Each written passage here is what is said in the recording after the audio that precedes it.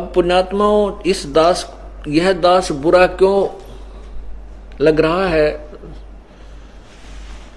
उन अज्ञानियों की पालिश तार दी इस दास ने, जिनको हम ऋषि, महर्षि, मंडलेश्वर, बड़े विद्वान हैं और पूर्ण पुरुष पहुंचे हुए परम धनी बता मान्या करते थे, और वो पूर्ण अज्ञानी, कति महामूर्ख, उनको तत्व ज्ञान आसपास भी नहीं, भक्ति का तो कह भी ज्ञान नहीं उन लोगों को।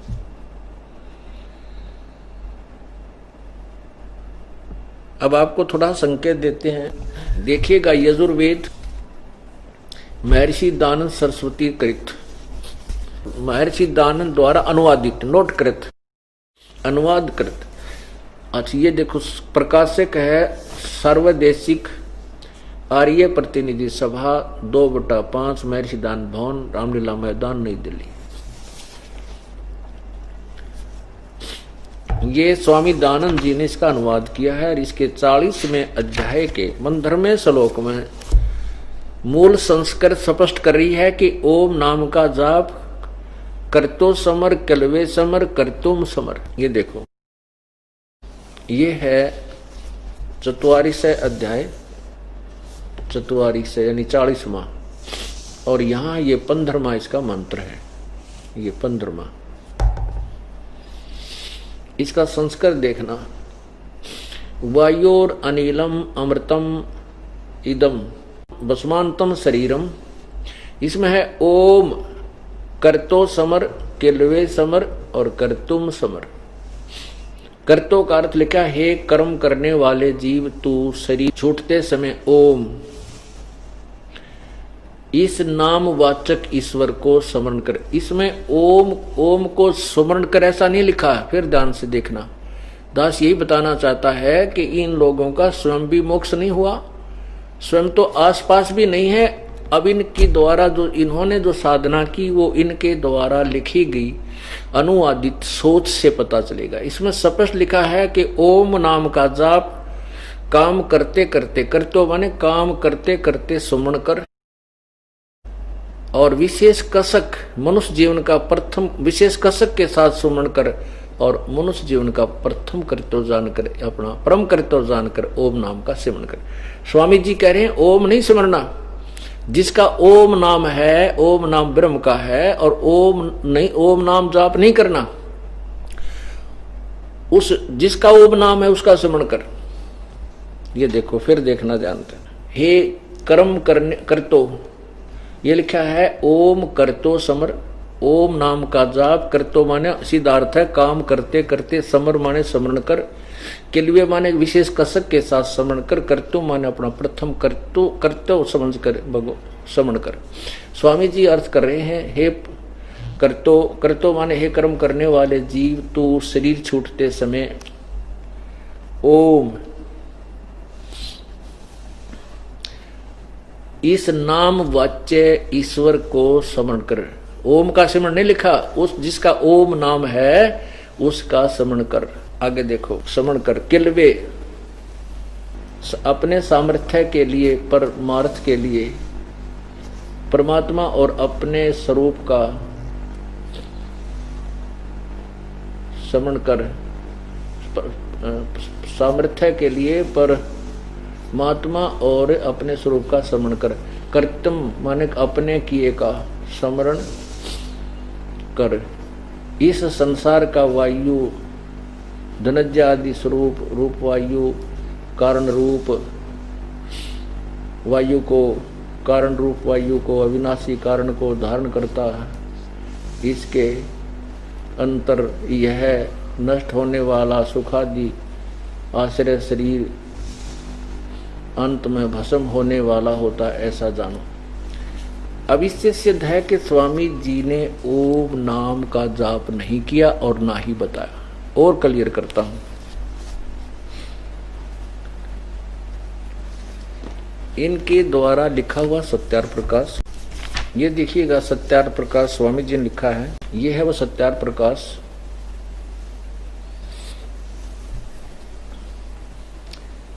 ये महर्षि दानंद सरस्वती, और यहां देखना अथ सत्यार्थ प्रकाश है महर्षि दानंद सरस्वती स्वामी विरचिता है। इसके द्वारा ये लिखा गया। ये कहाँ से छपा? प्रकाशक है वैदिक यति मंडल दानंद मठ दीनानगर पंजाब से। और कहाँ से ये मुद्रक प्रिंट कहाँ से हुआ है? मुद्रक है आचार्य प्रिंटिंग प्रेस, दानंद मठ, गोहाना मार्ग, रोहतक। इसके 15 नंबर पृष्ठ पे पहले समोल्लास में, प्रथम समोल्लास में ये क्या लिखा है देखिएगा। ओम जिसका नाम है और जो कभी नष्ट नहीं होता उसी की उपासना करनी योग्य है, अन्य की नहीं। यानी जिसका ओम नाम है उस भगवान की उपासना करनी है, ना कि ओम नाम का जाप नहीं करना है। और क्लियर करता हूं, बिल्कुल सारा अंधेरा हटा के आपको दिखाया जाएगा, तब ये विश्वास दृढ़ होगा। अब देखिएगा, यही सत्यार्थ प्रकाश समोल्लास 11 में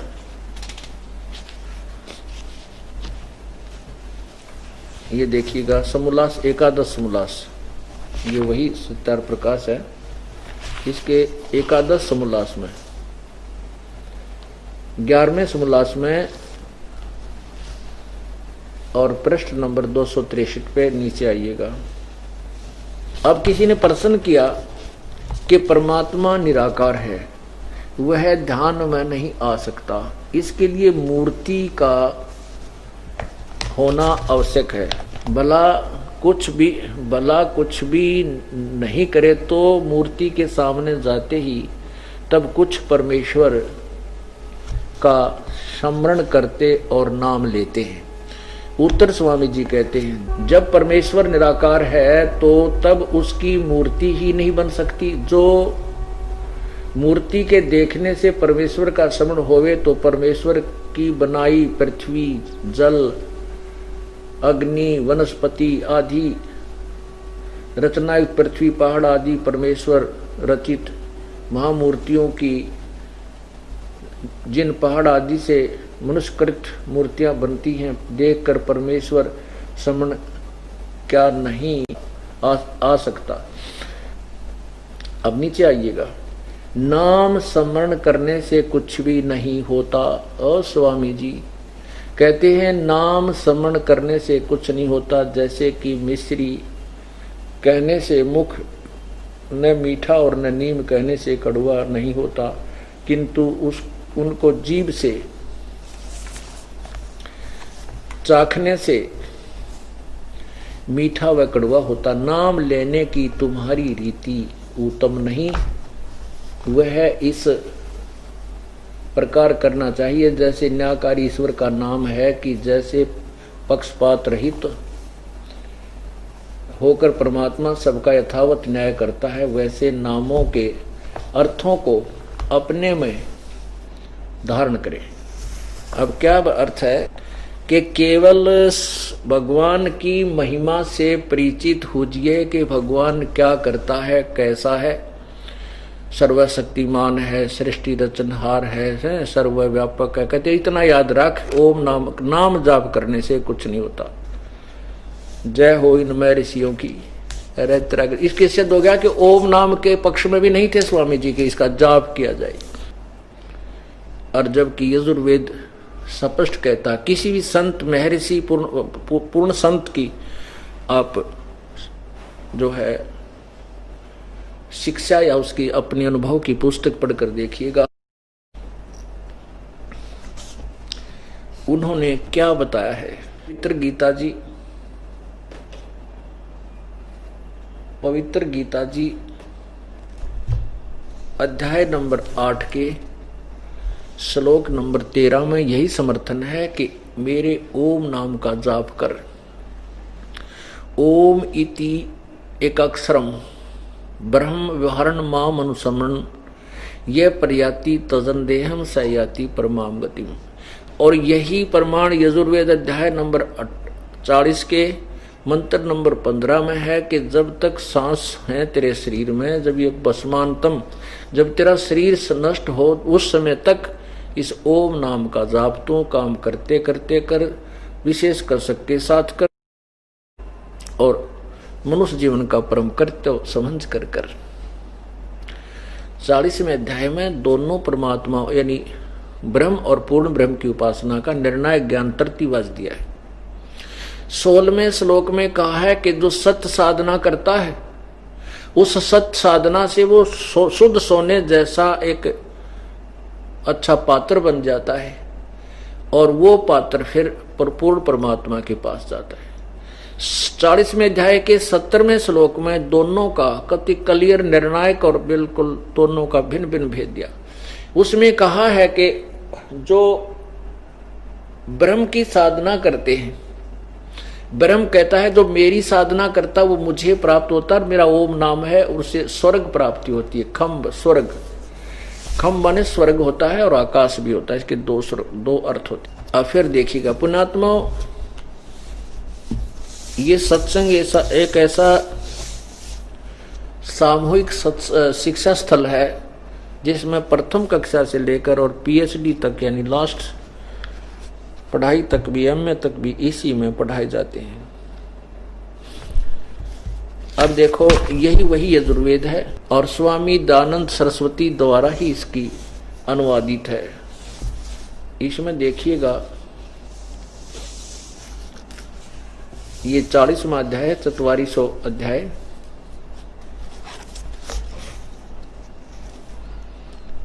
चतवारीसो अध्याय माने 40वां अध्याय। ये 15वां सवाल श्लोक मंत्र आपने पढ़ा, वायुर अनिलम अमृतम इदम भस्मांतम शरीरम। ये वायु माने जीवन, प्राण, श्वास, आखिरी श्वास तक शरीर भस्म, भस्मांतम शरीरम, शरीर जो भस्म हो उस समय तक इस ओम नाम का जाप 3 बार लिखा है। काम करते करते सुमन कर, विशेष कष्ट के साथ सुमन कर, और अपना मूल करते हो जानकर समर कर। ये तो है अपने लिए बताया। यहां फिर देखना अग्नि, अग्नि नए सुपथा, सुपथा यानी सच्चे, सुपथा माने अच्छा सत्य, वे ऑफ वर्शिप, सच्चा मार्ग से जो राय माने धनी हुए हैं, सच्ची साधना से जो साधना करके धनी होते हैं उस कमाई के, वो उस परमात्मा के पास जाते हैं। जैसे देखो ये क्या लिखा, देव का अर्थ लिखा देव स्वरूप, अग्नि माने प्रकाश रूप, करुणामय जगदीश्वर। अग्नि माने परमेश्वर, यानी वेद ज्ञान दाता किसी अग्नि यानी उस पूर्ण परमेश्वर की तरफ संकेत करता है कि उसकी साधना से, सच्ची साधना से सुपथा यानी यथार्थ भक्ति मार्ग, सुपथा माने एक कुपथ एक सुपथ। कुपथ माने जो गल मार्ग पर जाते हैं, सुपथ जो सही मार्ग पर जा रहे, उस सत्य साधना से पूजा करके और पाप रहित हो चुके हैं। ये देखो, हे देव स्वरूप, अग्नि माने प्रकाश रूप, करुणामय जगदीश्वर, जिससे हम लोग आपके लिए अधिकतर सत्कार पूर्वक प्रशंसा का सेवन करें, इससे सबको जानने वाले आप हम लोगों के जुराणा माने कुटिलता रूप, एन माने अपराध होते हैं, एन इन पापाचरण लिखा, एन माने अपराधों को पृथक कीजिए, एधी पर्थों को योधी, योसी यानी नष्ट कीजिए, इन्होंने लिखा है पृथक कीजिए। हम जीवों को राय माने विज्ञान धन, राय का अर्थ होता धनी होना, परमात्मा की भक्ति से धनी, वह धन से हुए सुख के लिए सुपथा धर्मानुकूल मार्ग से, सुपथा माने धर्मानुकूल यानी शास्त्र अनुकूल साधना, इसका अर्थ होता शास्त्र अनुकूल साधना से समस्त प्रशस्त ज्ञानों को प्राप्त कीजिए। इसका वास्तविक अर्थ ये बनता है कि जो सत्य साधना करते हैं, क्योंकि यजुर्वेद अध्याय नंबर 40 के मंत्र नंबर 10 और 13 में स्पष्ट किया है कि जो तत्वदर्शी संत हैं वो वास्तविक ज्ञान बताएंगे, उनसे सुनो। तो ये यही बताया कि जो शास्त्र अनुकूल साधना बताने वाले संत तुझे मिल जाएंगे तो वो सुपथ उस साधना से एक साधना करते हैं, वो पाप रहित हो जाते हैं और फिर उस परमात्मा के पाने के योग्य बन जाते हैं। अब 17वें श्लोक में, ये लास्ट श्लोक है, 40वां अध्याय यजुर्वेद का अंतिम अध्याय है और 17वां इस यजुर्वेद का अंतिम मंत्र है। इसमें दोनों निर्णय कर दिया। इसमें लिखा कि हिरमेन पात्रेण सत्य सतस्य, ये देखो हिरमेन पात्रेण हिरमेन पात्रेण सतस्य अपिहितम मुखम, ये असौ आदित्य पुरुष स असौ अहम, इसका अर्थ अहम, ओम खम ब्रह्म। स्वामी जी ने क्या अर्थ किया है, इन्हीं के कर कमलों से लिखा हुआ पढ़िए। हे मनुष्यों, जिस हिरमेन ज्योति स्वरूप पात्रेण का अर्थ लिखा रक्षक, मुझसे सतस्य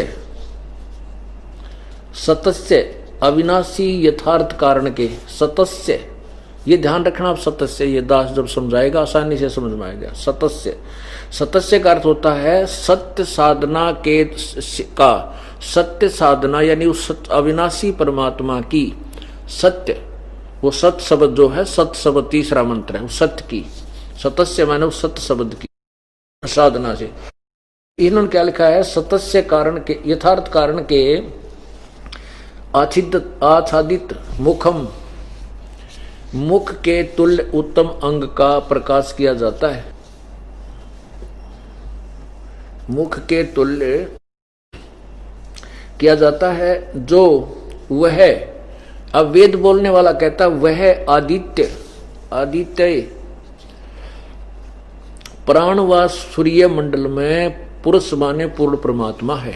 ओहो, जो सूर्य मंडल में, ये कहता सूर्य मंडल,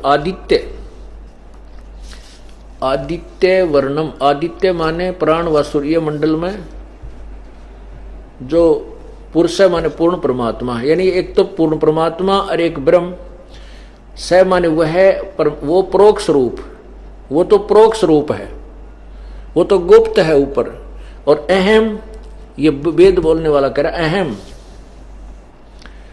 मैं खम, आकाश के तुल्य व्यापक ब्रह्म, सबके गुण कर्म और स्वभाव करके अधिक हूँ। ओम, सब का रक्षक जो मैं उसका ऐसा ओम नाम जानू, ऐसा नाम जानू। इसका वास्तविक अर्थ ये है कि जो सत साधना से साधना करके सोने जैसा शुद्ध, हिरमेन माने सोना होता है, हिरमेन माने सोने, शुद्ध सोने की तरह, और पात्रेण माने सुपात्र हो गया, उस परमात्मा के पाने के लिए हो गया जो सूर्य मंडल में, वो पूर्ण सूर्य मंडल माने आदित्य वर्णम, आदित्य यानी सूर्य की तरह, जैसे सूर्य साकार है स्वयं प्रकाशित है, ऐसे ही वो परमात्मा का शरीर तेजो में है। तो वो परमात्मा ऊपर परोक्ष है, वो अव्यक्त है, सतलोक में रहता है। वो परमात्मा जो भक्त सत साधना करता है, सुपथ यानी शास्त्र अनुकूल साधना करता है, वो तो उस परमात्मा के पास चला जाता है उस सत साधना से। सतस्य यानी सत्य शब्द के आधार से, जो तीसरा शब्द है ओम तत्सत, ओम ब्रह्म का जाप, तत् पर ब्रह्म का, और सत्य उस पूर्ण परमात्मा की साधना का सत्य शब्द है। तो सतस्य यानी उस सत्य साधना से, सत्य शब्द की यानी सार नाम की साधना से उस परमात्मा के पास चला जाता है जो ऊपर गुप्त है। और मेरा ओम नाम है और मैं स्वर्ग में रहता हूं, और मेरा उपासक मेरे पास मेरे स्वर्ग में आता है, खम स्वर्ग में आता है। इसका निर्णायक ज्ञान ये, इसका वास्तविक अर्थ ये बनता है यजुर्वेद अध्याय नंबर 40 के श्लोक नंबर 17 का। पुण्यात्मा, ऐसे ऋषियों ने और ऐसे ही इन गुरुओं ने जिनको कैखा का विज्ञान नहीं, इस भक्ति मार्ग का बट्ठा बैठा रखा है। गुरुआ गांव बिगाड़े संतो गुरुआ गांव बिगाड़े, ऐसे कर्म जीव कहला दिए ईव झड़े ना जाड़े। इन व्यक्तियों ने, इन अज्ञानियों ने परमात्मा की डेफिनेशन इतनी चेंज कर दी, इतनी बदल दी। किसी को कोई न्यू कहे है कि भगवान ने ऐसे ठीक कर दिया सतलोक आश्रम बरवाला व क्रोथा में, तो न्यू दांता तलंगली दबा और दांत रे काटने का ऐसे कभी हो सकता है कि उन नकली ज्ञान से, अज्ञान के से परिपूर्ण लोग ऐसी भाषाएं बोलते हैं, जबकि वेदों को वो सही मानते कि वेदों में जो लिखा वो सही है। और वेद कहते हैं परमात्मा भयंकर रोग न काट दे और घोर पाप न काट दे, और वो पाप कटने से ही सुख होता है। जैसे ऋग्वेद मंडल नंबर 10 सूक्त नंबर 161, ये देखिएगा। ऋग्वेद भाष्यकार देखिए, महर्षि दानंद सरस्वती मंडल 1 से 6 और श्रीपाद दामोदर सतवलेकर मंडल 7 से 10 तक इसने अनुवाद किया है। और यहां देखिएगा कहां से छपा है, ये देखो, ओम ऋग्वेद भाष्यम महर्षि दानंद सरस्वती, यानी यहाँ, क्योंकि इसके नाम तो गढ़ा व्यक्य था यो वेद, इसलिए अनुवाद किससे न किया, और इसकी साथ लाते रहे। और उस अपवाद से बचने के लिए कदे कोई तुम्हारे पर मुकदमा ना कर दे, यहाँ भी लिख दिया कि इससे ये तक इसने करा, बाकी इसने कर दिए। और लेकिन मुख्य मोहर स्वामी दयानंद जी की लाई जाती थी, क्योंकि इनका नाम बिक गया। और अंधों में कहते हैं अंधा ही मुखिया बन गया, ज्ञानहीन। संपादक है दानंद अर्पण और प्रकाशक है विश्व मानव उत्थान परिषद। ऐसे अब इसमें ये देखिएगा, ये है 161 नंबर सूक्त है, सूक्तम। और इसमें क्या लिखा है, ये संस्कृत है, ये दूसरा मंत्र है। यदि अक्षितायु यदि व प्रेत है, ये संस्कृत है। इसका हिंदी क्या है, यदि रोगी की अक्षीण आयु हो गई हो, यदि वह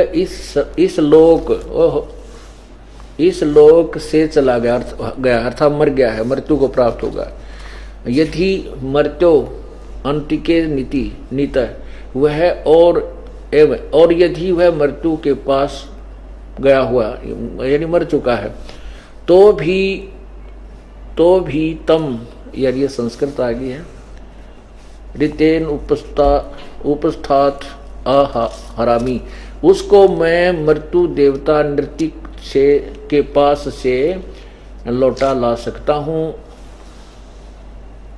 और उसको 100 वर्ष जीवन के लिए प्रबल करूंगा। अब देखिए, ऋग्वेद स्पष्ट कर रहा है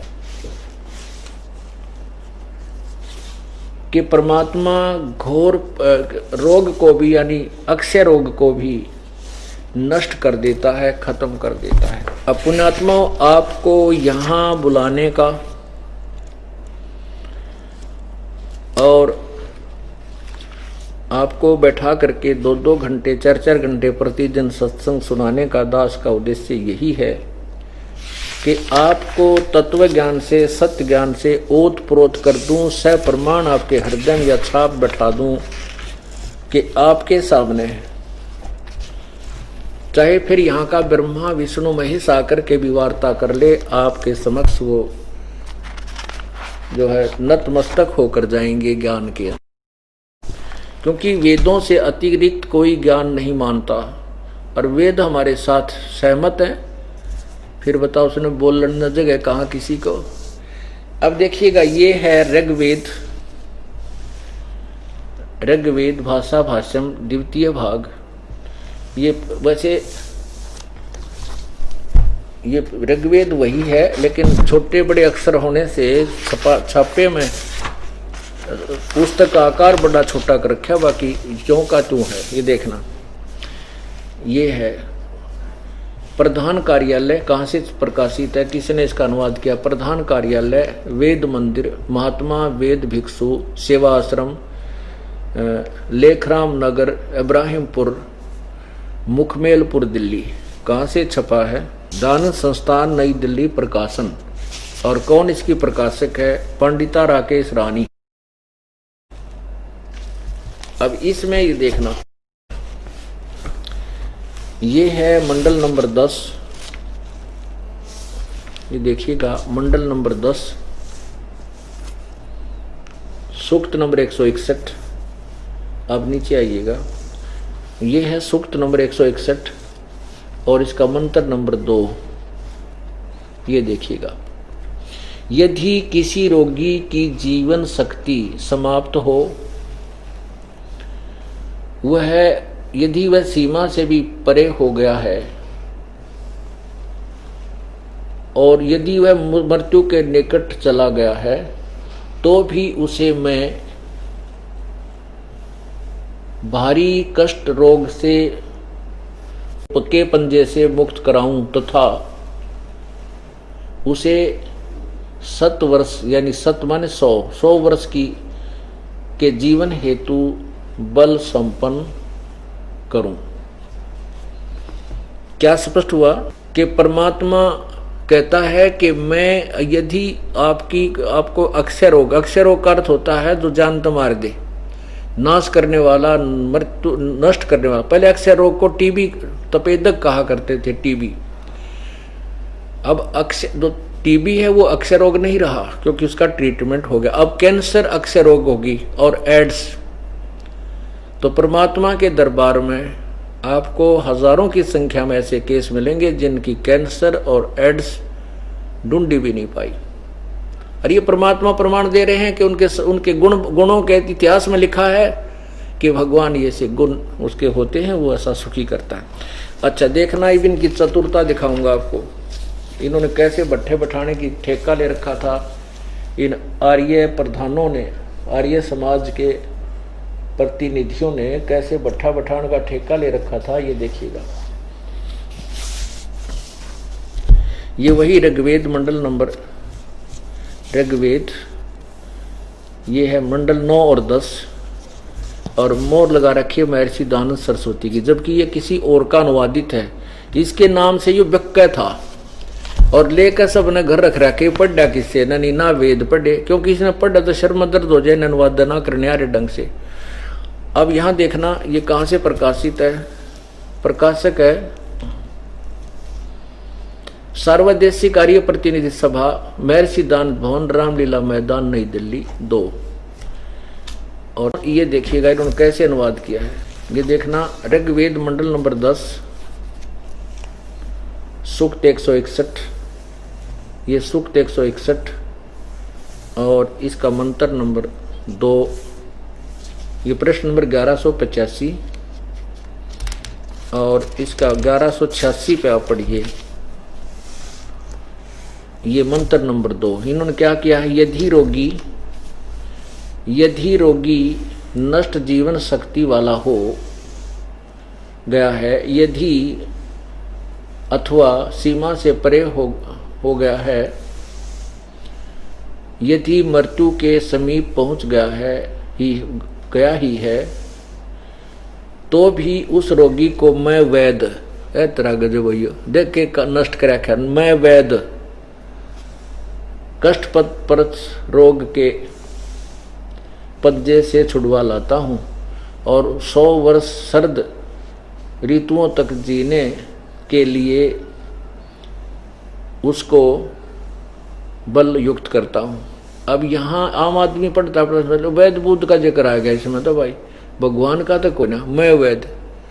ये वेद जो ना, ये औषधि की बुक नहीं है, ये परमात्मा की महिमा की बुक है, ये मेडिसिन बुक नहीं है।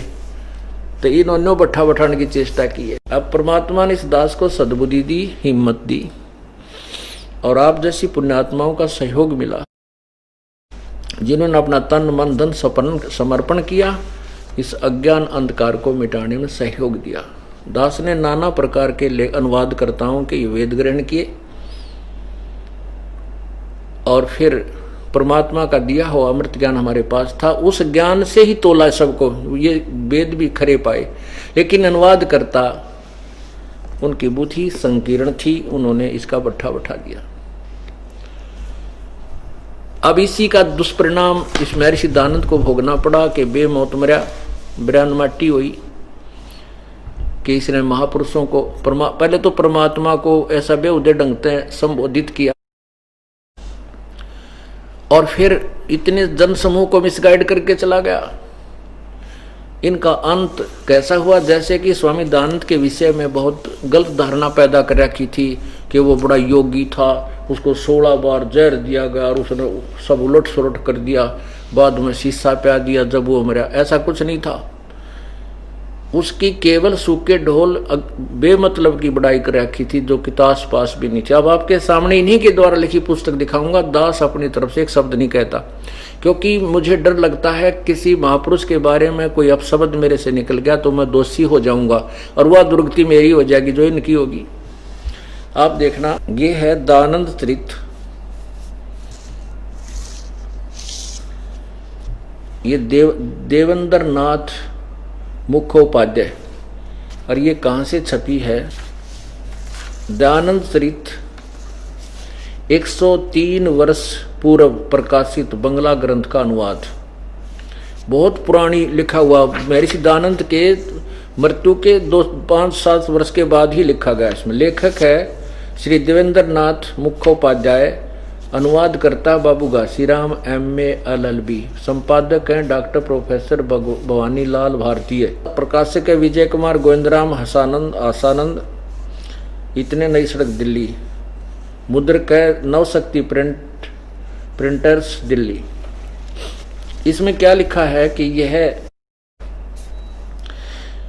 यह आश्चर्य प्रसंग है कि दयानंद सरस्वती के जीवन और कार्यों की व्यवस्थित विवेचन करने का श्रेय कैसे व्यक्ति को जाता, वो कभी आर्य समाज का नियमित सदस्य भी नहीं रहा। दयानंद के अनुयायियों में उसके पहचानने वालों की संख्या भी नगण्य ही रही, किंतु जिसने अपने बलबूते पर सुलभ साधनों की सहायता से 19वीं सदी के उस तेजस्वी सन्यासी के जीवन और कार्यों को जन समाज के समक्ष लाने का अभूतपूर्व कार्य किया। देवेंद्र नाथ मुखोपाध्याय एक ऐसे ही मनस्वी पुरुष थे जिन्होंने अपनी मातृभाषा बंगला में दयानंद का जीवन चरित्र लिखकर 1987 में प्रकाशित किया, और ये 2 खंडों का था। प्रथम खंड 1996 से ब्राह्म मिशन प्रेस 211 इतने स्टेट कलकत्ता से मुद्रित होकर प्रकाशित हुआ, जबकि पूरा ग्रंथ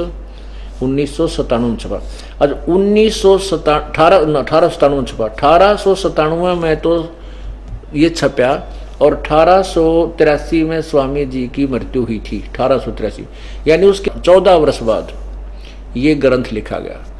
अब क्या हुआ कि स्वामी ये इससे सिद्ध है कि ये ग्रंथ जो लिखे ये उनका जीवन चरित्र बिल्कुल सत्य है, क्योंकि केवल 14 वर्ष के बाद ही लिख दिया गया। अब बाद में कोई और बकवाद गढ़े जाओ, कोई अपनी नई पुस्तक बनाए जाओ, अब मन गढ़ंत होगी। अच्छा, इसमें क्या लिखा है आगे देखिए। 200 स्वामी जी की मृत्यु के विषय में लिखा है, जो भ्रमणा हमारे अंदर फैला रखी थी वो क्लियर किया है। ये देखिएगा इसी के प्रश्न नंबर 216 पर, यहां से पढ़िए। पंचम मास में दयानंद के ऊपर विपत्ति आने लगी। प्रथमतः उनके आश्रम में चोरी हो गई, जिसमें से 500 रुपए की क्षति हुई। रुपए रखने का काम रामानंद ब्रह्मचारी के अधिकार में था, परंतु उस रात को रामानंद के असावधान होने से यह काम हुआ। सब लोगों का यह संदेह हुआ कि स्वामी जी का एक भृत्य नौकर इस काम में लिप्त था। दयानंद स्थानीय चौकीदार और कोतवाल को तिरस्कृत करने लगे।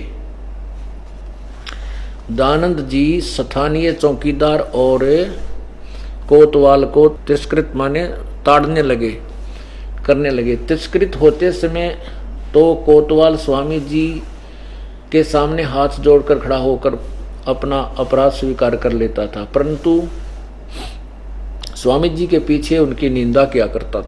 अच्छा, उसके पश्चात अश्वनी मास आश्वज के महीने में स्वामी जी को एक दिन ठंड लग गई। अब देखना इनके, अब पोल खुलेगी। स्वामी जी को एक दिन ठंड लगी। उस दिन बृहस्पतिवार और एकादशी थी।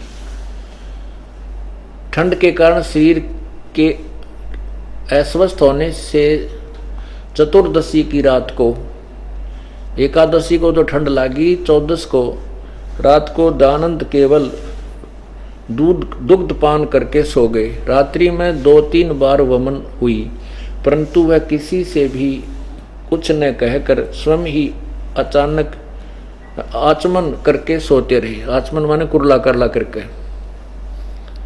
सोते रहे।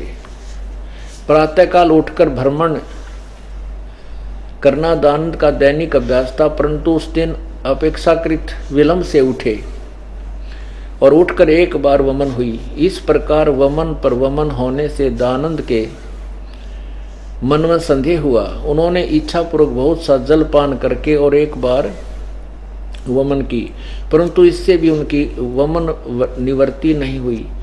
तब दुर्गंध दूर करने के लिए उन्होंने कमरे में अग्नि जलाने के लिए कहा और उस अग्नि कुंड में धूप आदि सुगंधित द्रव्य डालने को लगे। धूप आदि सुगंध से वहां दुर्गंध तो दूर हो गया, परंतु उनके उदर में शूल की पीड़ा आरंभ हो गई, पेट दर्द शुरू हो गया। इसलिए डॉक्टर सूरजमल को बुलाया। सूरजमल के पीड़ा की कथा को सविस्तार पूछने पर स्वामी जी के उदर को की असह्य वेदना और पिपासा की कथा पुनः पुनः कहने लगे। स्वामी जी उस डॉक्टर का आगे, दयानंद जी इस उदर की असह्य वेदना और पिपासा की कथा पुनः पुनः कहने लगे, यानी अपनी पीड़ा बार बार बताने लगे। सूरजमल के चले जाने पर उनकी शूल वेदना कर्म से यहां तक बढ़ गई कि निश्वास प्रश्वास यानी सांस उश्वास की क्रिया के साथ उनकी वेदना का वेग बढ़ने लगा।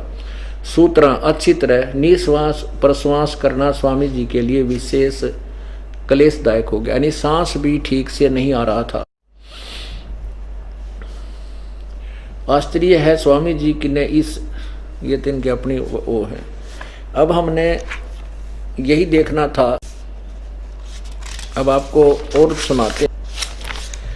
एक तो इससे ये सिद्ध हुआ कि स्वामी जी जो साधना करते थे, हवन आदि धूप दाप सामग्री सुमग्री कूट कर उससे कष्ट निवारण के लिए जो साधना करते थे, उससे कोई लाभ नहीं हुआ। उससे दुर्गंध यानी महक उनकी महक शुरू होगी, दुर्गंध कहाँ गई, वहीं थी वो भी। उसके साथ ही क्योंकि सुगंध की मात्रा बढ़ गई, दुर्गंध आई नहीं, लेकिन दुर्गंध साथ ही थी, उसके अलग नहीं होती वो। और उससे अपने जो वो हवन आदि करता था, उससे कोई लाभ नहीं हुआ, उसका बचाव नहीं बना। अब देखना, ये तो शंका हो जाएगी कि ये शायद बंगाली था, उसने अपने हिसाब से छाप दिया, ऐसे त्रुटि होगी नहीं। अब देखना, श्रीमद दयानंद प्रकाश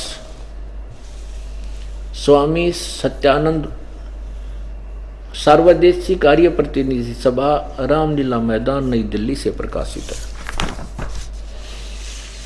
प्रकाशक हैं आर्य सर्वदेशी कार्य प्रतिनिधि सभा 3/5 महर्षिदान भवन रामलीला मैदान नई दिल्ली। मुद्रक है Prince offset Pataudi house Daryaganj नई दिल्ली। अब आपने उस पहले वाली जो बुक में आपने पढ़ा स्वामी जी के जीवन चरित्र में कि स्वामी जी 4 दिन से ठंड लग गई थी, जिस कारण अस्वस्थ था।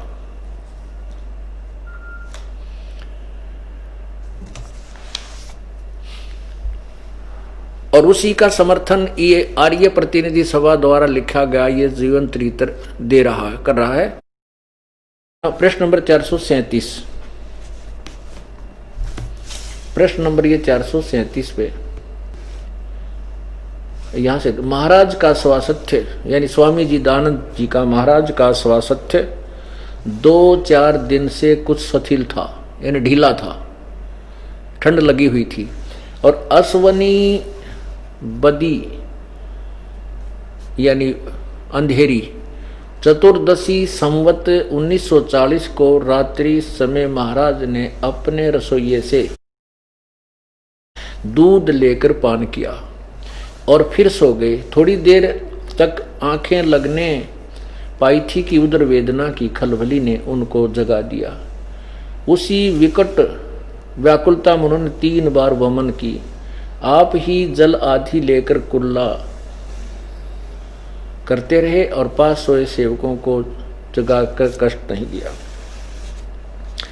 इससे ये स्पष्ट हो गया कि स्वामी जी किसी ने तो जहर नहीं दिया और ना किसी ने इसको विष दिया, न ही किसी ने इनको जो है शीशा आदि कांच पिलाया। ये उनकी मन गढ़ बनावटी कथाएं थी। इनको ठंड लग गई थी और ठंड लग रही थी, 3-4 दिन से हो गया इनका नमूनिया, और दूध लिया पी। दूध तो नमूनिया में दूना रिएक्शन करता है, आज पी कर देख लियो, ठंडा होता है हैं। और वो पी गया दूध, तो दूध पीने के लाड़े थे ये। और फिर उससे फिर ये सारी प्रक्रिया बिगड़ गई और इस प्रकार स्वामी दयानंद जी दुर्गति को प्राप्त हुए। उनका बहुत बुरा हाल हुआ। वो कैसे मरे वो देखना। इससे ये तो सिद्ध हो गया कि जो स्वामी जी के विषय में जो धारणा फैलाई गई थी, मिसगाइड की थी जनता को, वो नहीं था। ये अस्वस्थ थे, इनको नमूनिया हो गया था, गर्म सर्द होकर नमूनिया हो चुका था। इन्होंने ऊपर तो दूध पी लिया दड़ी पक्का, क्यों से तगड़े थे और दूध पी कर डंड पे लिया करते और कम नहीं था न कोई। और जो ज्ञान ग्रहण किया वो गलत करके इन्होंने समाज को प्रवेश कर दिया। अब उनकी कैसे दुर्गति हुई ये आपके समक्ष। अब उसके बाद डॉक्टरों को बुलाया गया। स्वामी जी के लिए कई डॉक्टर बदले गए। वो दवाई दें, वो दवाई रिएक्शन करने लगी, क्योंकि जब इंसान के पाप बढ़ जाते हैं तब मेडिसिन भी, दवाई भी विपरीत प्रभाव दिखाती है। अब देखिएगा, आपने 437 पर पढ़ा, यहाँ देखना 437 पर इसी दयानंद श्री मद दयानंद प्रकाश। ओके, तो यहाँ देखिएगा, आपने जो ये पढ़ा था कि पास सोए सेवकों को कष्ट नहीं दिया, यहाँ नीचे देखिएगा, अंत में वे स्वयं यह प्रतीत करने लगे, अंत में स्वयं ये प्रतीत करने लग गए कि हलाहल विष में विष उनके तन की नस नस, नाड़ी नाड़ी और एक एक रक्त बिंदु में प्रवेश करके जीवन शक्ति को शोषण कर रहा है। उनकी सारी देह में दाह आग सी लगी हुई थी। रह रहकर भयंकर सूल यानी दर्द उठता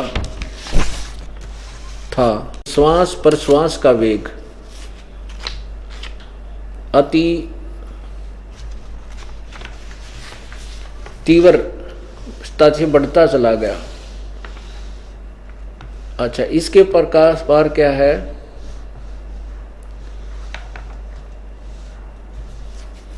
उन्हें तत्काल डॉक्टर अलीमर्दन खां को औषधोपचार के लिए नियत करके उनके पास भेज दिया। डॉक्टर महाशय ने आकर उनकी पीठ पर पट्टी बांध दी और कुछ औषधि दी, परंतु शांत होने के स्थान पर नए औषध से रोग ने महाभयंकर रूप धारण कर लिया। 30-40 अतिसार यानी दस्त हुए। दर्द भी पहले से बढ़ गया, सूल भी पहले से बढ़ता ही चला गया। परमात्मा कहते हैं, पावेगा अपना किया रे मन तू भोगेगा अपना किया रे मन तू पावेगा अपना किया रे भोगेगा अपना किया रे। अब देखना, अब कैसे अंत होता है इस मानव शरीर के पथ भ्रष्टक का। यहाँ देखना 444 पृष्ठ पे, 444 पृष्ठ पे श्रीमद दयानंद प्रकाश अब देखना, स्वामी दयानंद को भगवान लिखा है, माउंट आबू पर ले गए इसको, वहां से देखो। आबू से नीचे आते समय भक्त लक्ष्मण दास को कई आर्य पुरुष ऊपर जाते मिले। उन्होंने भक्तराज को पहचान कर उसे भगवान का समाचार उतनी ही आतुरता से पूछा जितनी कि पांडव पुत्र ने श्री कृष्ण का उद्धव जी से पूछा था। भक्त ने अनर्गल आंसू बहाते हुए कहा, भगवान की अवस्था अतीव शोचनीय है। भगवान, दानंद को भगवान बोल रहे हैं, शोचनीय है। निर्बलता परले पार बढ़ गई है। उनके कंठ में, ओह, स्वामी दयानंद के कंठ में, जीभ पे, मुख में, माथे और सिर पर छाले पड़ गए।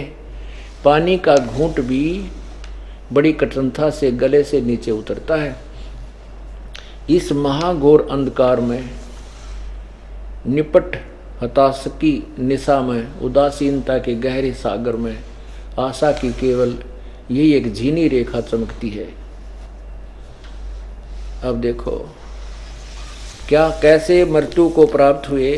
जीभ पर छाले, माथे पर छाले, सारे शरीर पर छाले, और बोलना चालना भी दुभर हो गया। सांस भी ढंग से नहीं आ रहा, पीड़ा चल रही है। बहुत बुरा, बहुत लंबी इतिहास है। अब ये संकेत ही आपको दिया जा रहा है। ऐसी दुर्गति इसकी क्यों हुई? क्योंकि इसने किसी भी महापुरुष के विषय में अपने से अतिरिक्त इसने किसी को विद्वान नहीं माना। और भगवान कबीर साहब के बारे में इन्होंने कितने अभद्र शब्द प्रयोग किए हैं। इनको पढ़कर ही लगता है कि ये इससे भी बदतर मौत मरने का अधिकारी था। ये ना समझना कि दास कोई द्वेष करता है, नहीं। जिसने इतने बड़े मानव समाज को गुमराह कर दिया, वैसे तो इस एक का दोष नहीं, ये और जितने पंथ हैं लाखों और करोड़ों, राधा स्वामी, धन धन सतगुरु, बाल योगेश्वर, सादेश और ये निरंकारी, ये सारे ऐसे ही अधिकारी हैं। इन सभी ने मानव को केवल भ्रमित किया है, यथार्थ ज्ञान नहीं दिया। अब देखिए स्वामी जी ने सत्यार प्रकाश के 11वें समोल्लास में, ये सत्यार प्रकाश, इसके 11वें समोल्लास में कबीर परमेश्वर के बारे में कैसी टिप्पणी दी। 306 पृष्ठ पर सत्यार प्रकाश। किसी ने पूछा कि कबीर पंथी तो अच्छे हैं, उत्तर स्वामी प्रश्न क्यों अच्छे नहीं? क्योंकि प्रश्नकर्ता कहता है कि अच्छे क्यों नहीं, वो तो मूर्ति पूजा, पाषाण आदि मूर्छा का खंडन करते हैं। कबीर साहब फूलों से उत्पन्न हुए और अंत में भी फूल हो गए। ब्रह्मा विष्णु महादेव का जन्म नहीं था तब भी कबीर साहब थे, बड़े सिद्ध। जिस बात को वेद पुराण भी नहीं जान सकता उसको कबीर जानता है। सच्चा रास्ता है सो कबीर नहीं दिखलाया है। इसका मंत्र सतनाम कबीर आदि है। ये किसी प्रश्नकर्ता ने प्रश्न किया। उत्तर स्वामी जी ने क्या दिया? पत्थर को छोड़, पत्थर आदि यानी पाषाण आदि को छोड़, वो तो पलंग, गद्दी, तकिए, खड़ाऊं, जोत यानी दीप। जोत का अर्थ होता हवन। जैसे हम आपको ज्योति जगाने के लिए कहते हैं, उस जोत का अर्थ हवन करना। और ये स्वामी जी इस हवन को भी हमारे परमात्मा द्वारा चलाए गए उस हवन को भी नेगेटिव बता रहे हैं कि व्यर्थ है। ये तो उनकी पूजा करते हैं, ये व्यर्थ है, क्या घटिया नहीं है? ज्योति अर्थात दीप आदि का पूजन पाषाण आदि मूर्ति से न्यून नहीं, यानी पत्थर मूर्ति से क्या घटिया नहीं? स्वामी जी कह रहे हैं, व्यंग कर रहे हैं। क्या कबीर साहब बनूगा थे? हुआ कलियां था जो फूलों से उत्पन्न हुआ और अंत में फूल हो गया। यहां तो यह बात सुनी जाती है, वही सच्ची होगी। देखो विद्वान पुरुष के वचन में ऑप्शन नहीं होना चाहिए। ये कहते हैं ऐसा सुना जाता है। जब आपको क्लियर है नहीं कोई बात, उसको क्यों फिर जनता में भ्रमित करता है? जब स्वयं ही संतुष्ट नहीं है कि ऐसा सुना जाता है, यथार्थ नहीं कह सकता, और फिर भी उसको प्रोड्यूस कर रहा है, तो वो भी महान गलती है। फिर भी देखिए यहाँ जो सुना जाता है, बात सुनी जाती है वही सच्ची होगी कि कोई जुल्हा काशी में रहता था, उसके लड़का बाला नहीं था। उस समय थोड़ी सी रात्रि थी, बाजार में चला जाता था तो देखा एक सड़क के किनारे एक टोकरी में फूलों के बीच में उसी रात का जन्मा बालक था। वह उसको उठा ले गया, वो अपनी पत्नी को दे दिया, उसने पालन किया। जब वह बड़ा हुआ तब जुल्हे का काम करता था। किसी पंडित के पास संस्कृत पढ़ने के लिए गया, उसने उसका अपमान किया, कहा कि हम जुल्हे को नहीं पढ़ाते। इस प्रकार कई पंडितों के पास फिरा, परंतु किसी ने न पढ़ाया। तब उठ पटांग भाषा बना के आए है, अमृतवाणी को उठ पटांग भाषा कह रहे स्वामी जी, भाषा बनाकर जुल्हे आदि नीच, कितना भद्र शब्द प्रयोग किया। जुल्हे आदि नीच लोगों को समझाने लगा। तंबूरे लेकर गाता था, भजन बनाता था। विशेष पंडित शास्त्र वेदों की निंदा किया करता था। कुछ मूर्ख लोग उसके जाल में फंस गए। जब वह मर गया तो लोगों ने उसको सिद्ध बना लिया। जो जो उसने जीते जी बनाया उसको उसके चेले पढ़ते रहे। कान को मूंद के जो शब्द सुना जाता उसको नाथ शब्द सिद्धांत ठहराया। मन की वृत्ति को सुरती कहते हैं, उसको शब्द सुनने में लगाना, उसी को संत और परमेश्वर का ध्यान बतलाते हैं। वहां काल नहीं पहुंचता। बर्छी के तुल्य तिलक और चंदन आदि लकड़े के काठ बांधते हैं, कंठी बांधते हैं। भला विचार देखो, इसमें आत्मा की उन्नति और ज्ञान क्या बढ़ सकता है। यह मत लड़कों के खेल के तुल्य लीला है। ये तो बालकों का खेल है जो कबीर जी ने ज्ञान बताया। तो पुण्यात्मा हो। फिर नानक जी को परमात्मा मिले, उसके बारे में लिखा है कि वो तो मूर्ख थे। नानक जी को तो मूर्ख लिखा है, अज्ञानी, डोंगी, इस तरह के। तो फिर बता इसकी क्या हालत होनी थी और कैसे मराई हो। यही मृत्यु इसके लिए योग्य थी।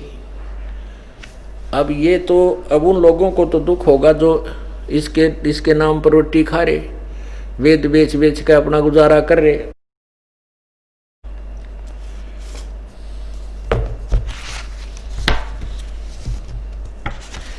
अब देखिएगा, ये बाद में बकवादी लोगों ने, मतलब ये बाद में लिखी है किसी ने, स्वामी दयानंद के बारे में पुस्तक, ओम प्रकाश शर्मा ने, स्वामी दयानंद सरस्वती, और इसने भी कहा है 97वें पृष्ठ पे, इसके पे दिखाता हूं आपको, कि स्वामी जी नाम जाप के विरोधी थे। ये देखना क्या लिखा है इसके प्रश्न नंबर 97 पर। स्वामी जी के सिद्धांत, ईश्वर का मुख्य नाम ओम है, ठीक है। केवल ईश्वर का नाम जपने से कुछ नहीं होता, उसके धारण करने योग्य गुणों को अपने में धारण करना चाहिए। यानी नाम ओम नाम है, लेकिन जाप जोप नहीं करना उसका, केवल ओम लिख देना जहां शुरू करे कोई काम। और देखो इसकी महिमा क्या बनाई है 106 पृष्ठ पे। वेदों का स्वरूप एवं अर्थों का यथातथ्य ज्ञान रखने वाला मानव ही वेद वेता अर्थात वैदिक स्कॉलर माना जा सकता है। क्या बात की, बिल्कुल ठीक लिखा है कि वेदों का स्वरूप एवं अर्थों का तथा तथ्य ज्ञान रखने वाला मानव ही वेद वेता अर्थात वैदिक स्कॉलर माना जा सकता है। आचार्य दयानंद इस युग के सबसे अधिक गंभीर पांडित्यपूर्ण महामानव थे। वेदों का महान गहन चिंतन उस महापुरुष ने अपने जीवन में किया था, और सहस्र सदियों से जितना मल व मार्गियों, तांत्रिकों और पौराणिकों के द्वारा वेदों के अर्थवाद पर चढ़ा गया था, उनका निराकरण करने का अद्भुत सामर्थ्य उस ऋषि राज दयानंद में ही था। अरे वाह वाह वाह, जय हो दयानंद और तेरे इस समर्थक की। अब देखिए दयानंद जी ने कितना वेदों का यथार्थ ज्ञान जाना, सत्यार्थ प्रकाश समूला 7 में स्वामी जी कहते हैं कि पाप नहीं कटते, पाप तो जीव को भोगने ही पड़ते हैं, इसका कोई समाधान नहीं।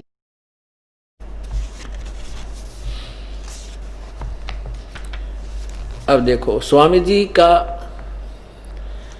जी ने कहा है कि ये जो पुस्तक मैंने लिखी है, ये देखो सत्यार्थ प्रकाश, वेद आदि विविध सत्य शास्त्र प्रमाण संवित, यानी स्वामी जी ने लिखा है कि वेद आदि सत्य शास्त्रों के प्रमाणों से इसको मैंने रचा है। वेदों का सार लिखा है। पृष्ठ 155 पे यही सत्यार्थ प्रकाश स्वामी जी द्वारा लिखा हुआ, ये वही सत्यार्थ प्रकाश है जो आपको बार बार दिखा है। 154 पृष्ठ पे स्वामी जी कहते हैं ईश्वर किसी ने प्रश्न किया ईश्वर साकार है व निराकार? उत्तर स्वामी जी का निराकार। अब 155 पे स्वयं ही खंडन कर रहे हैं कि परमेश्वर की स्तुति प्रार्थना और उपासना करनी चाहिए व नहीं, किसी ने प्रश्न किया। स्वामी जी ने उत्तर दिया नहीं, हाँ करनी चाहिए। प्रश्न क्या स्तुति आदि करने से ईश्वर अपना नियम छोड़ स्तुति प्रार्थना करने वाले का पाप छुड़ा देगा? उत्तर स्वामी जी का नहीं। तो फिर स्तुति प्रार्थना क्यों करना? प्रश्नकर्ता कहता है। उत्तर स्वामी जी ने कहा कि उनके करने का फल अन्य ही है।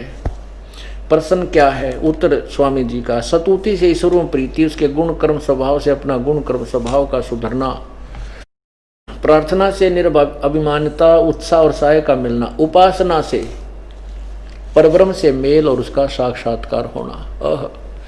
अब मेल और परब्रह्म यानी वो ब्रह्म को अंतिम भगवान मानते हैं। स्वामी जी ब्रह्म को अंतिम यानी फाइनल परमात्मा मानते, इससे ऊपर कोई नहीं, ये ही ईश्वर है। अपने प्रथम समोल्लास में ये स्वयं कहते हैं कि सबसे बड़ा होने से, ये देखो ये प्रथम समोल्लास पृष्ठ 15 पे स्वामी जी कहते हैं कि सबसे बड़ा होने से ईश्वर का नाम ब्रह्म है। और यहाँ ये कहते हैं कि पीछे प्रश्न किया कि क्या परमात्मा साकार है व निराकार है? उत्तर दिया निराकार है। और फिर आप पे कह रहे हैं कि परब्रह्म उपासना से परब्रह्म से मेल उसका साक्षात्कार होना। अब 2 बात खंडित कर दी इसने अपने आप ही, क्योंकि 7वें समोल्लास में प्रथम ही किसी ने प्रश्न किया। यहाँ देखना, ये 7वां समोल्लास पृष्ठ नंबर 151 पे यहाँ किसी ने पूछा कि प्रश्न, वेद में ईश्वर अनेक हैं, इस बात को तुम मानते हो या नहीं? उत्तर स्वामी जी ने कहा नहीं मानते, क्योंकि चारों वेदों में यह कहीं नहीं लिखा कि जिससे अनेक ईश्वर सिद्ध हों, किंतु यह तो लिखा है कि ईश्वर एक है। और अभी इन्होंने बताया है कि सबसे बड़ा होने से 15 में प्रथम समोल्लास के 15 श्लोक में पृष्ठ पे कहा कि उपासना सबसे बड़ा होने से ईश्वर का नाम ब्रह्म है। और यहाँ कहते हैं कि कहीं भी चारों वेदों में कहीं नहीं लिखा, 151 पृष्ठ पे वेद में नहीं मानते, क्योंकि चारों वेदों में कहीं नहीं लिखा कि जिससे अनेक ईश्वर सिद्ध हों, ईश्वर सिद्ध हो। अब ये स्वयं कहते हैं कि ईश्वर का नाम ब्रह्म है। और यहाँ कहते हैं परब्रह्म से मेल, यानी उस ईश्वर जिस ईश्वर को ये ब्रह्म मानते हैं उससे और दूसरा परब्रह्म अन्य ब्रह्म, यानी 2 भगवान सिद्ध हो गए, 2 ईश्वर। अपनी धारणा को 21 समोल्लास में 3-4 पृष्ठ पर आपका खंडन कर लिया, क्योंकि इनके पास अज्ञान भरा हुआ था, ज्ञान नाम की चीज नहीं थी इस महापुरुष के पास। इसको छोड़ो, दास ने इन ब्रह्मा विष्णु महेश तक के इतिहास की और इनकी अपनी सोच, इनके विचारों को पुराणों से भी ग्रहण किया। उनको भी कह का पता नहीं। ये तो पूर्व जन्म की कमाई जो कबीर परमात्मा के साथ रहकर पुण्यात्माओं ने की थी, वो उनकी चल रही है। जैसे आपको दिन में बताया था कि ओहम सोहम पालड़े रंग होरी हो, 14 लोक चढ़ावे राम रंग होरी हो, 3 लोक पासंग धरे रंग होरी हो, तो ना तुले तुलाया राम रंग होरी हो। एक श्वास का सिमरण जो सतनाम का आपको दिया जाता है वो कितना कीमती है। यहाँ के सारे इस ब्रह्मांड को रख दे उसके एक पालड़े में तो भी उस एक श्वास के नाम की कीमत अधिक है। लेकिन आप पार नहीं हो पाते, इसलिए काल आपकी ही कमाई से आपका दुरुपयोग करता है। दूसरा इतिहास स्वामी जी ने खंडन कर दिया कि परमात्मा साकार है, साक्षात्कार होता है उसका। और तीसरा उन्होंने वेदों को कैसे जाना है देखना, ये देखना 163 पे 7वें समोल्लास में ही 163 पे कहा है कि ईश्वर अपने प्रसन्न है, ईश्वर अपने भक्तों के पाप क्षमा करता है वह नहीं। उत्तर स्वामी जी का नहीं, क्योंकि जो पाप क्षमा करे तो उसका न्याय नष्ट और सब मनुष्य महापापी हो जाएं, क्योंकि उनको पाप करने में उत्साह और निर्भयता हो। जैसे कोई राजा अपराधियों के पाप को की क्षमा करे तो अधिक से अधिक अपराध पाप करने लगे, और जो अपराध नहीं करता वह भी अपराध करने न डरेगा। इसलिए सब कर्मों का यथावत फल देना ईश्वर का काम है, क्षमा करना नहीं। अब देखना यजुर्वेद अध्याय नंबर 8 के मंत्र 13 में 7 बार वेद ने प्रमाण किया है कि परमात्मा घोर पाप को भी नष्ट कर देता है, नाश कर देता है साधक के। ये देखिएगा यजुर्वेद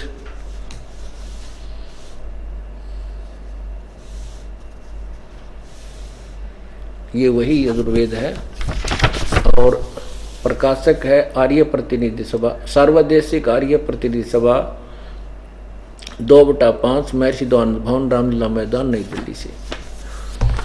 8वें अध्याय का ये 8वां अध्याय पृष्ठ 241 और ये नीचे देखिएगा ये है 13वां मंत्र 8वें अध्याय का। देव कर्तस्य अनस्य अवजनम असि। अब यहाँ देखना इसका अनुवाद इन्होंने किया है और दास के द्वारा भी इसका अनुवाद किया गया, वो भी पढ़ना। फिर ये 242 पे इसका सरलार्थ किया है, हे सबके उपकार करने वाले मित्र। मित्र का अर्थ ये स्वयं कहते हैं कि जहां मित्र शब्द आवे वेदों में तो उसका नाम परमेश्वर समझें। तो हे परमेश्वर आप देव कर्तस्य यानी दान देने वाले के, यहां देखना दान देने वाले के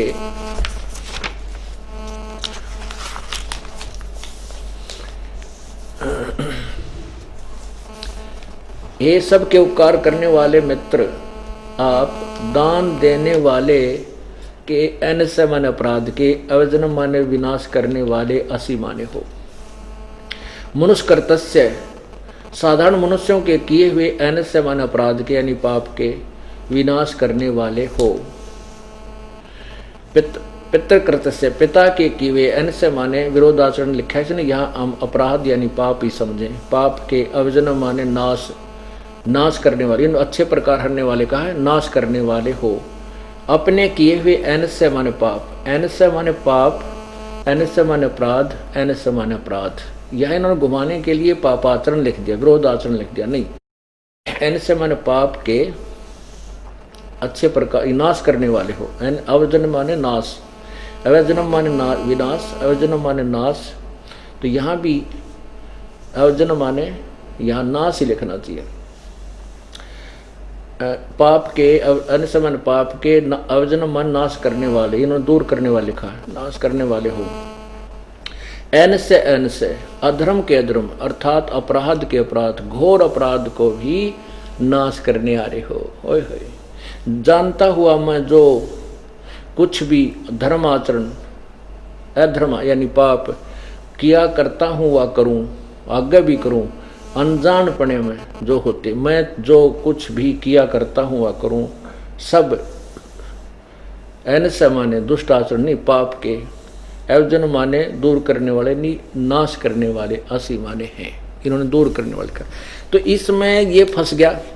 अन्यथा यहाँ आप देखिए यजुर्वेद अध्याय नंबर 15 के 16 में भी एन माने आप पाप लिखा है, लेकिन एक जगह लिखा होता तो ये टाल मटोल कर देता, उलझ पुलझ कर देता, लेकिन परमात्मा ने भी रोग काट रखा है। एक ही मंत्र में 6 बार लिख रखा है। अब छुपा इसने कैसे छुपाओगे चतुर प्राणियों। कहते चोर चुराई तुम बड़ी ही गाड्डे पानी माँ, वो गाड्डे वा ऊपर आवे नो सच्चाई छानी ना। अब इसकी महिमा गा रखी स्वामी जी की कि वो तो बड़ा विद्वान था और वेदों को यथार्थ जानता था, बड़ा अनुवाद कराया। एक तो ये पता लग गया कि वेद के परमात्मा पाप काट दे। स्वामी जी कहते हैं पाप नहीं काट सकता, ये कहते हैं वेदों से ही मैंने सत्यार प्रकाश लिखा है। और दूसरा ये निराकार बताते हैं, स्वयं साकार सिद्ध कर रहे हैं। और फिर साथ में यजुर्वेद अध्याय नंबर 5 के मंत्र नंबर 1 में 2 बार लिखा है, अग्ने तनुरसी विश्वे तवा सोमस्य तनुरसी, विष्णवे तवा सोमस्य तनुरसी। क्यों परमात्मा साकार है, वो शरीर है, सर्व के पालन करने के लिए वो परमात्मा का समर्पण पुरुष का एक शरीर है। और स्वामी जी कहते वो निराकार, तो इन्होंने वेदों को समझा कहाँ, इसलिए इनकी महिमा दंत कथाओं लोक वेद के आधार से प्रसिद्ध थी और जिसकी ईब पाल्य सूत्रगी। और इसी कारण से ये वेद और ये सत्यार्थ बेच के खाने वाले, दुकान चलाने वाले दास के शत्रु बन गए। मार दो, खत्म कर दो, क्योंकि ये अपने से विद्वान और महर्षि दानंद से विद्वान और अपने से बड़ा ज्ञान किसी का नहीं मानने थे। और इनकी दौड़ ऐसी निकली कि पूछो मत, इनका तो कितना ज्ञान नाम की चीज है कौन पाई। तो इनका उद्देश्य यही था कि रामपाल को मार डालो, नहीं तो थारी सी बेइज्जती होगी, किधर ठाई जाना रखी जा। एक रामपाल को मार देने से जान नहीं बचता, तो लाखों मारने पड़ेंगे तुमने। और ये लाखों भी इतने आगे प्रबल से प्रबल हो गए हैं, बच्चे को ऐसा पढ़ा दिया है कि यहाँ के ब्रह्मा विष्णु महेश भी इनका आगे नाग रगड़ कर जाएंगे ज्ञान के अंदर। पुण्यात्माओं, ये समय बार बार नहीं मिलता। इसमें सत्संग में 10 मिनट फालतू भी लाग जाए तो आपके अंदर एक अधिक उमंग बढ़नी चाहिए। कहते हैं नर संसारी लगन में ये दुख सुख सहे करोड़े, और जो सतगुरु संग में जोश है सोई थोड़। के जीव जो है अपने संसारी कामों में ना जाने कितना कष्ट उठावा पेट भरने के लिए, ओवर टाइम करे, नाइट सर्विस तो जावर आवर, फिर पता नहीं कहाँ कहाँ कितनी प्रयत्न करता है। और परमात्मा के लिए कोई कष्ट है कोई ना।